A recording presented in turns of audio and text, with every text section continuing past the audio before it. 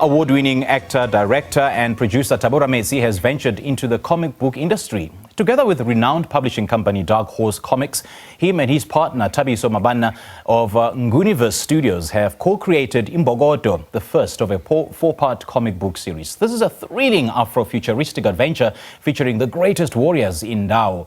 Both gentlemen join us now in studio this morning to share a bit more on the comic book. Gents, a very good morning. Thanks for joining us. Welcome. Thanks for having us, Sims. Thank you so much. Great work by Percy. Right, like perfect. This is me. There's absolutely no way to dispute that.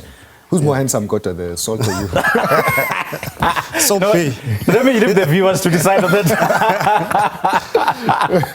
Just good to have you, man. Thank you. What a shift. What a shift. Yeah. I mean, for you to venture the comic book industry, what led to that? Well, that's the funny thing. It's not really a shift. I think we look at the plight of artists in this country, and you see them, even if they have a fantastic career, at the end of it, they've got nothing to show for it. So I think as a response to that, I was like, okay, with my business partner, let's create IP we can own. You know, you look at Spider-Man is a multi-billion rand industry. And that came from the same thing. It was some guy drawing a comic book, and we teamed up with the Dark Horse Studios, which is the third biggest comic book producer in the world. You know, we met with more Disney, we met with more DC, and these guys allowed us to keep our IP. And so as a result, as an actor now and a producer, we own IP, and then we're doing film and television based on this, already in the deal. It's a bigger world, and it's hopefully a more profitable world. Yeah, it certainly is a bigger world. You're quite right there. But one may wonder, how big is it in South Africa, and what is it that you did to make it more South Africanized? No, I mean, in South Africa, it's quite huge. If you remember back in the day, SABC 2 used to have programs such as Dragon Ball Z, Pokemon, etc., etc. And that's what we grew up on. And I think it's just us trying to revive that and making it in a way that we can recognize as South Africans, with characters that we know from Southern Africa, Sub-Saharan Africa, and with artists that are just localized. Myself, Thabo, our artist Katleho is also a South African guy, and part of our condition is that we want to use strictly South African or African artists in everything that we do.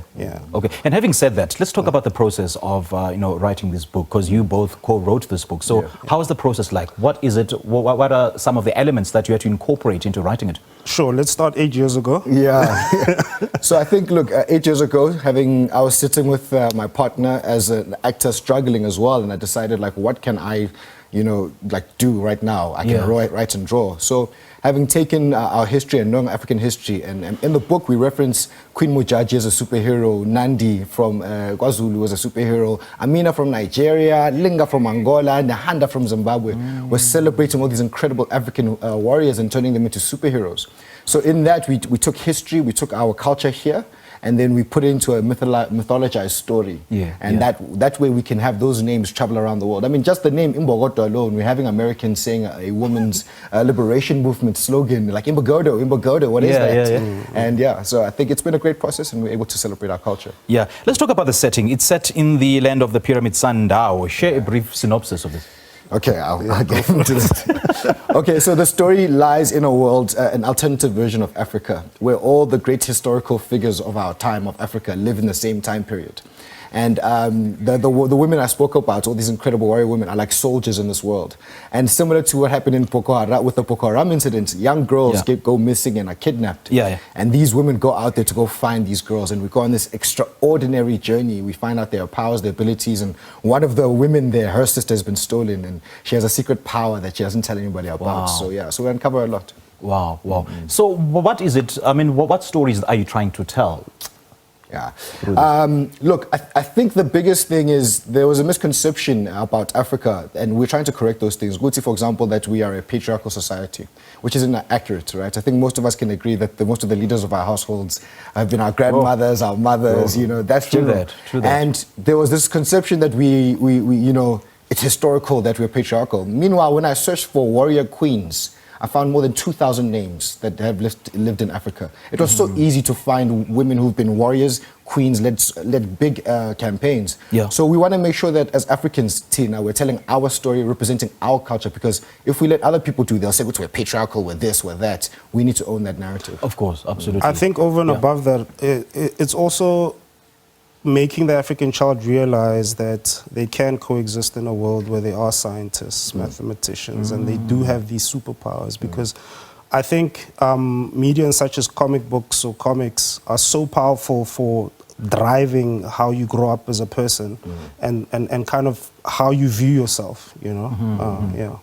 You know, the messaging that is encapsulated in this, I don't think is only confined to a certain age group. I think it transcends all age groups. Yeah. So how then do you make a comic more appealing to me as an elder, as an adult?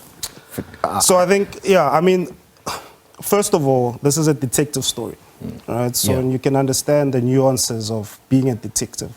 It's a crime series. I think a lot of elders, 30 and older, grew up watching, I don't know, your X-Men's. And then in our age group, we grew up watching Breaking Bad, you know? So the story element in itself, whether or not it's in the medium of a comic book or in a written novel, I think the story elements are very interesting. There's a lot of crime. There's a lot of politics. It's about power. It's about deceit, you know, and it's about the world that we currently live in. You know, the Africa being controlled with this magic hand, apparently, is also uncovered in this book. So, yeah. How many times did you have to rewrite it until you got to a point where you're happy?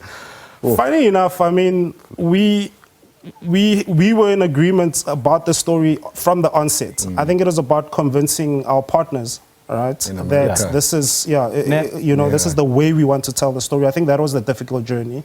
I think what's interesting about that is that typically people want to impose to us how we tell our stories. Yes. And that's actually been a big discussion that we've had with our respective partners. So they've let us write it the way we want to write it, which is vitally important. Right. Yeah. This is absolutely incredible, man. Thank you so much for joining us. Thank you very much. You guys are geniuses, man. Thank you so much for having us. Thank you. Great stuff. Well, Thabo Rametsi, Thabiso Mabanna and Dark Horse Comics joined forces to tell a beautiful African story of visual and narrative experiences. We just spoke to them on the Comic Book